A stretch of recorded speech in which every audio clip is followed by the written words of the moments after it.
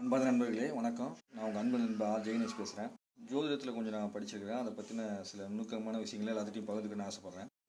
இப்போ உங்களுக்கு ஏதாவது தடை வருது, பிரச்சனை வருது அப்படிங்கிறது ஈஸியாக நீங்கள் எப்படி கண்டுபிடிக்கிறது அப்படின்னு பார்த்தீங்கன்னு வச்சுங்களேன். உங்கள் வீட்டில் சித்தெரும்பு இருக்குல்ல, சித்தெரும்பு சின்னதாக கருப்பாக இருக்கும் பார்த்தீங்களா, அந்த எறும்பு. அந்த மாதிரி எறும்பு வந்து உங்கள் வீட்டுக்குள்ளே வந்து கொஞ்சம் அதிகமாக பரவலாக சுற்றிட்டே இருக்கும். சரிங்களா? அந்த எறும்பு எப்போ வந்து உங்கள் வீட்டில் வர ஆரம்பிச்சிச்சோ அப்பயே வந்து கேதுவோட பாதிப்பு ஏதோ வந்து ஒன்று உங்களுக்கு இருக்குன்னு அர்த்தம்.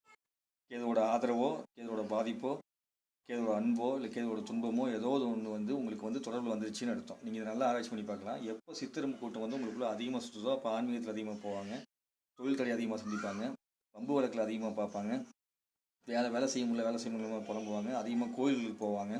சரிங்களா? நிறையா வந்து தத்துவங்கள் பேசுவாங்க, இந்த ஜோதிடம் படிக்க போகலாமான்னு யோசிப்பாங்க, சாஸ்திரம் படிக்க போகலாமான்னு யோசிப்பாங்க, ஜோதிடத்தை வெறுப்பாங்க.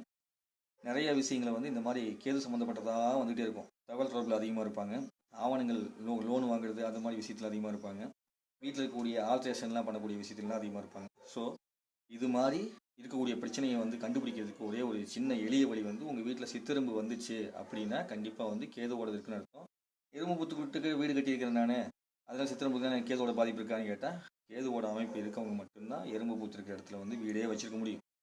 அவங்க ஜாதகத்தை நல்லா ஆராய்ச்சி பண்ணி பார்த்தா கண்டிப்பாக இருக்கும்.